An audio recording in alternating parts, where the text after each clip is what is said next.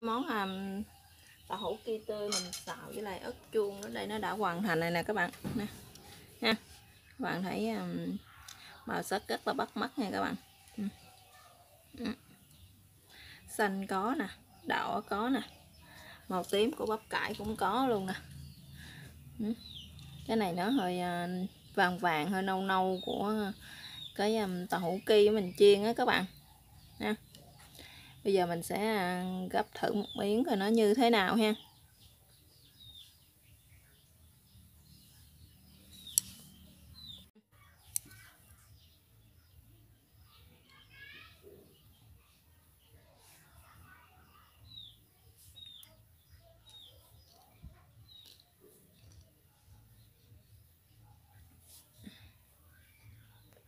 Cái miếng tàu hũ ki thì nó giòn nha các bạn, nó còn giòn, nó mềm mà nó giòn, bùi, ăn nó rất là béo, mà cái độ gia vị thì nó cũng rất là vừa ăn.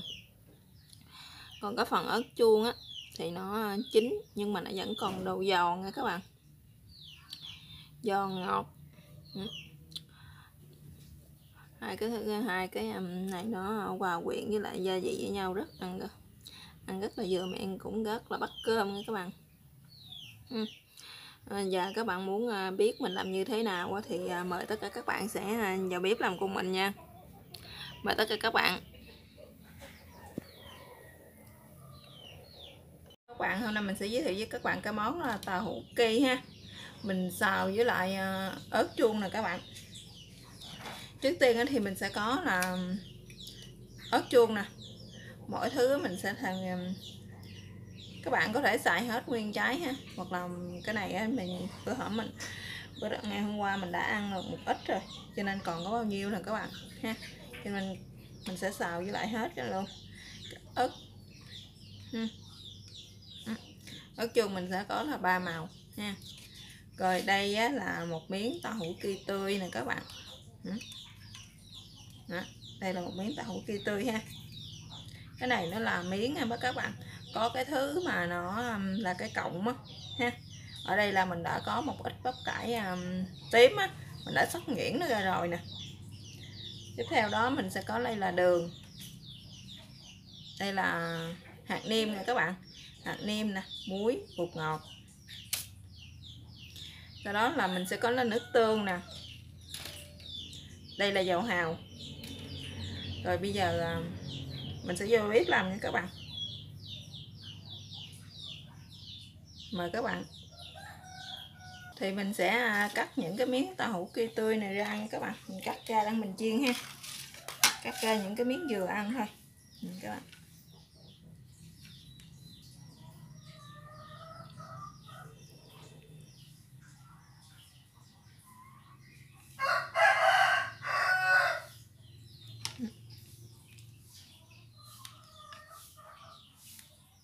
Các bạn cắt ra theo cái tùy ý thích của mình ha. Thì các bạn có thể cắt nó ra, hoặc là cắt nó miếng nhỏ như thế này nè các bạn.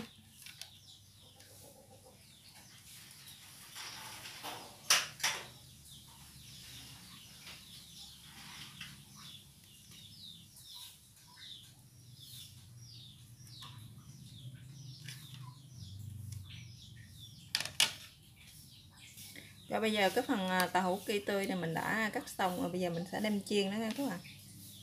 Tiên chúng ta sẽ bắt cái chảo lên cho nóng ha, chúng ta chế dầu nó vô.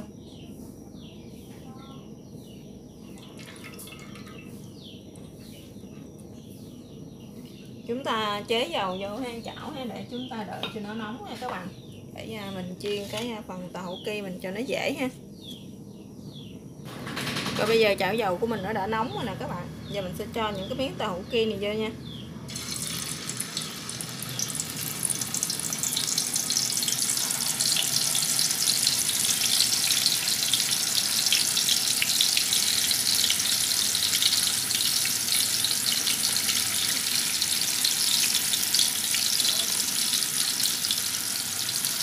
Rồi mình sẽ chiên cho nó vàng nha các bạn.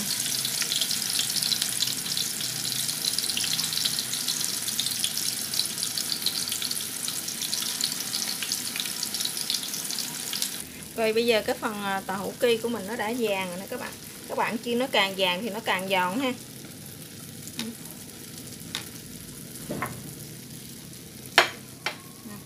Nó vàng như thế này nè là nó rất là giòn đó các bạn. Mình sẽ gấp nó ra ha.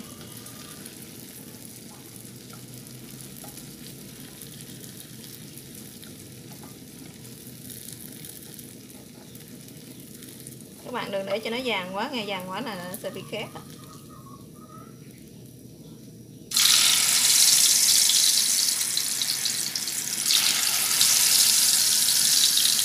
Rồi bây giờ trong khi thời gian mình sẽ chiên tàu hũ cho nó ấy ha, thì mình sẽ đi xắt ớt chuông nha các bạn. Rồi bây giờ mình sẽ cắt ớt chuông ra này các bạn.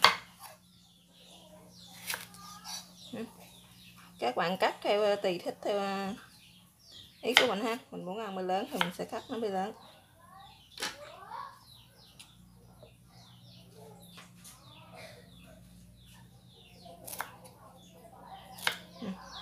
Cái này mình sẽ cắt cho nó miếng vuông vuông như thế này nè các bạn.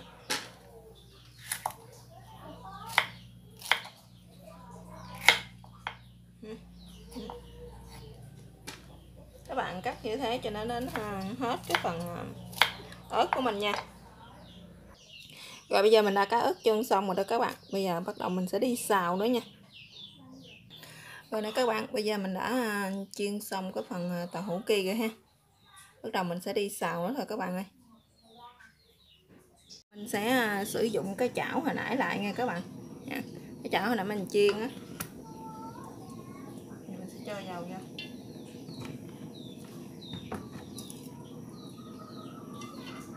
Mình sẽ cho cái phần tỏi mình băm vô khử cho nó thơm nha các bạn.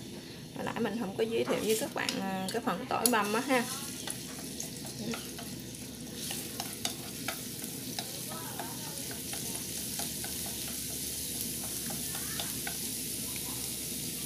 Đó.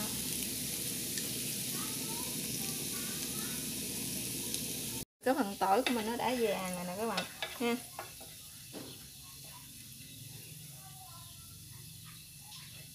Nó thơm rồi đó. Giờ mình sẽ cho cái phần này vô đây. Mình tắt bếp nha các bạn. Rồi bây giờ mình sẽ cho 1/3 của muỗng, 1/4 muỗng cà phê muối nha các bạn. Nửa muỗng 1/4 của muỗng cà phê bột ngọt luôn ha. Ở đây là hạt nêm nè, mình sẽ cho nửa muỗng cà phê hạt nêm.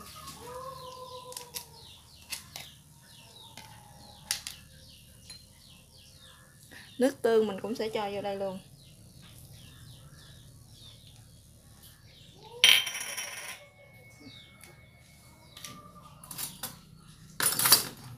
Bây giờ mình sẽ trộn nó lên nha các bạn. Các bạn trộn lên cho nó đều ha. Cho nó tan cái phần, cho nó thấm cái phần gia vị vô đây á. Giờ đường ha. Mình sẽ cho vô đây 1 muỗng cà phê thôi các bạn. Đó.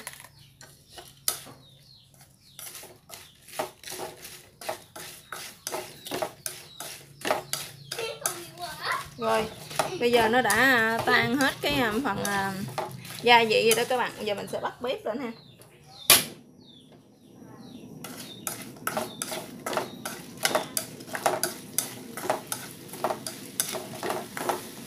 Các bạn xào sơn ha. Sơn như thế này rồi mình sẽ cho ớt chuông vô nha các bạn.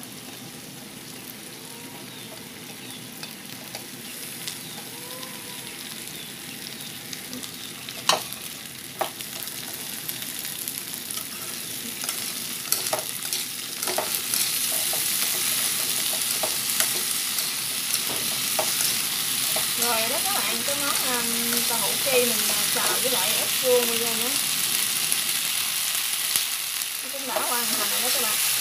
Tại vì ớt chuông mình cũng có thể ăn sống ha. Cho nên mình không nên xào cho nó chín quá. Các bạn xào chín quá thì nó sẽ bị mềm ha, nó sẽ không ngon. Rồi, giờ xong rồi nè các bạn. Mình sẽ cho vô đây một ít bắp cải tím ha. Mình còn một ít nữa, lát này mình sẽ trộn vô nó sau nha các bạn. Để nó chín hết thì nó sẽ không ngon.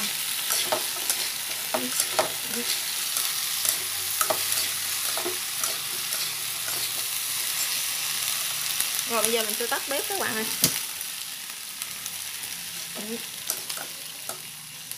Để mình ăn thử coi nó như thế nào ha.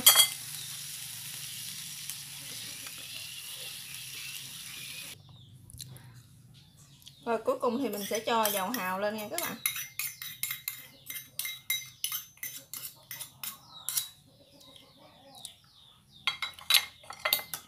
Các bạn để lửa thiệt nhỏ ha. Các bạn trộn dầu hào vô, hoặc là các bạn vừa tắt bếp á thì các bạn sẽ trộn dầu hào vô ha, cho cái món ăn của mình nó thêm đậm vị hơn nha các bạn. Rồi bây giờ đến đây cái món tàu hũ ki á, mình xào với lại ớt chuông đó các bạn ha. Giờ nó đã hoàn thành rồi đó các bạn. Cảm ơn các bạn đã theo dõi video của mình. Chào các bạn và hẹn gặp lại các bạn ha.